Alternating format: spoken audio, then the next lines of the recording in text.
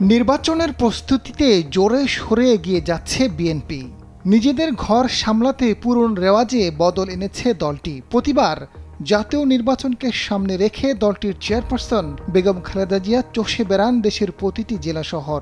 তবে এবার প্রেক্ষাপট ভিন্ন। অসুস্থতার কারণে দলীয় কোনো সভা সমাবেশে অংশ নিতে পারছেন না তিনি। তবে দলের ঘনিষ্ঠ সূত্র নিশ্চিত করেছে এবারও ভোটের মাঠে লড়বেন বিএনপির চেয়ারপারসন।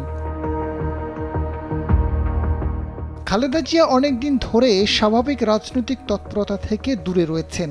শারীরিক সক্ষমতাও অনেক কম। মানসিকভাবে দৃঢ় থাকলেও নির্বাচনে মুভ করার মতো অবস্থা নেই। তবে এবারও নির্বাচন করতে বদ্ধপরিকর খালেদা জিয়া।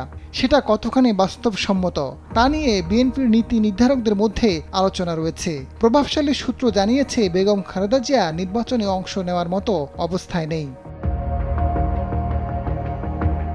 এদিকে চেয়ারপারসনের ঘনিষ্ঠ সূত্র বলছে, গণতন্ত্র নির্বাচন নিয়ে খালেদা জিয়া সবসময় সোচ্চার।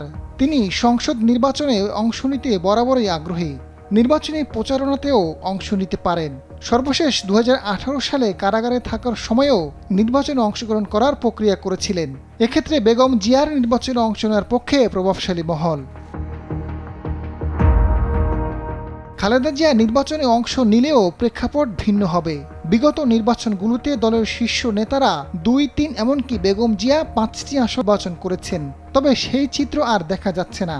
দলের ভারপ্রাপ্ত চেয়ারম্যান তারেক রহমান থেকে শুরু করে প্রত্যেক নেতার জন্য একটি আসন বরাদ্দ করা হচ্ছে। তারেক রহমান একটি আসন থেকে প্রার্থী হয়ে উদাহরণ সৃষ্টি করবেন, যা ভবিষ্যতে রাজনীতি ও নির্বাচনের জন্য মাইল ফলক হিসেবে কাজ করবে। ফলে খালেদা জিয়া কোন আসনে নির্বাচন করবেন সেটি নিয়ে জল্পনা কল্পনা চলছে।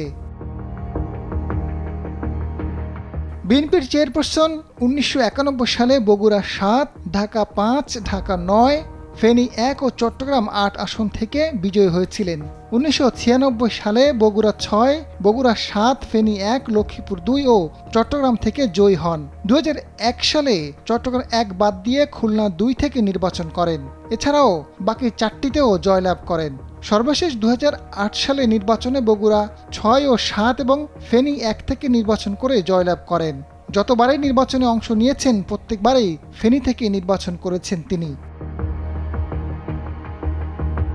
রাজনৈতিক বিশ্লেষক ও দলীয় সূত্র বলছে, এবার ফেনী 1 থেকে নির্বাচনে অংশ নেবেন বিএনপির চেয়ারপারসন। যদিও পূর্বের নিয়ম অনুযায়ী একজন প্রার্থী 3টি আসন থেকে নির্বাচন করতে পারবেন। আজাদ ফারুক, সময়ের আলো।